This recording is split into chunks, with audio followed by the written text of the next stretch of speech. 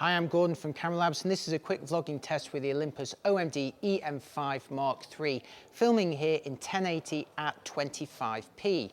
Now, in the next couple of clips, I'm going to show you the various quality, stabilization, and discuss some of the features that you'll have if you're interested in vlogging with this camera. And you should be interested in vlogging with this camera because it ticks almost all of the boxes.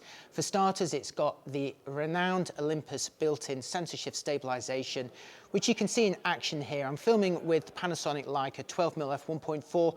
Could this be the perfect vlogging lens as well? So I've got 24mm equivalent coverage and a really bright f1.4 focal ratio, so hopefully a nice blurry background. This camera, of course, also has a side hinge fully articulated screen, so I've got it flipped out to the side so I can see myself, and it also means that it is not blocking any accessories on the hot shoe, which at the moment is my Rode Wireless Go wireless microphone system. But the two really big upgrades on this camera are 4K and phase detect autofocus, so I'm now going to switch into 4K. Let me know if you see any difference.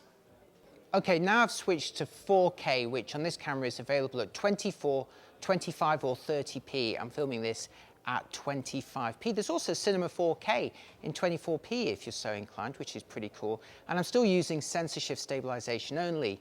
But of course, the use of the EM1 Mark II sensor at last in this series gives you phase detect autofocus. So if I bring the camera closer to me or further away or up here, or I move around the frame, hopefully I should stay in focus, at least more confidently than before. So if this works, this could really give the EM5 series the autofocus that it really needed, both for stills and for video. But now I want to show you the effect of the enhanced stabilization mode. And before I switch that on, I'm just going to go around in some circles here to show you the effect of sensor shift alone on the background when I do this sort of thing. I know you're going to feel a little bit sick, I apologize for this, but you'll see why in just a moment. Okay, now I've switched to the movie image stabilization mode that uses sensor shift and electronic or digital stabilization. And as you can see, when you're filming in 4K, this does incur a bit of a crop. Not too bad in terms of the field of view because this is still quite a wide lens, but still something you may want to think about. However, when you do apply digital stabilization like this, sometimes there is a bit of wrangling of the pixels towards the edges of the frame. So I'm going to again go around in big sweeping arcs here, and I want you to have a look at the background and tell me, does it look weird?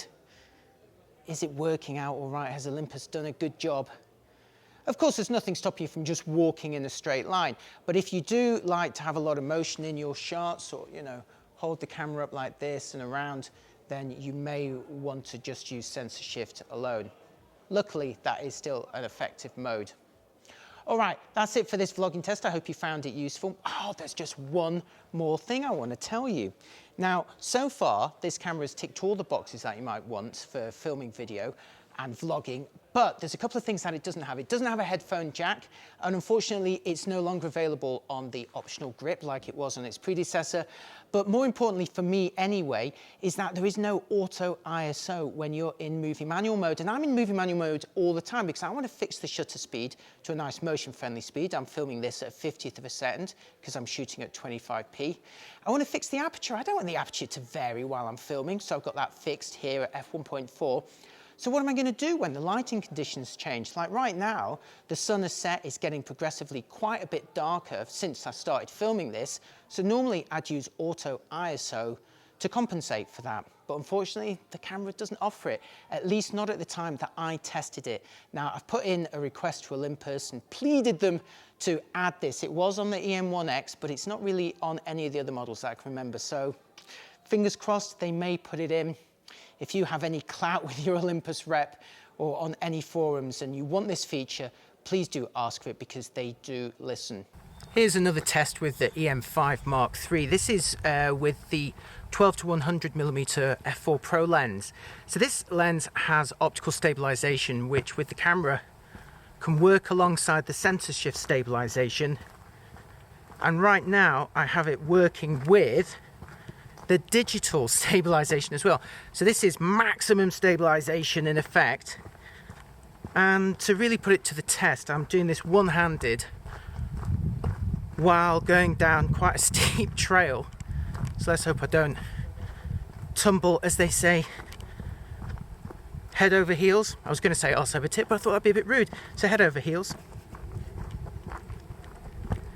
And again, I'm holding the camera at arm's length here. Hopefully you're not getting too many artifacts.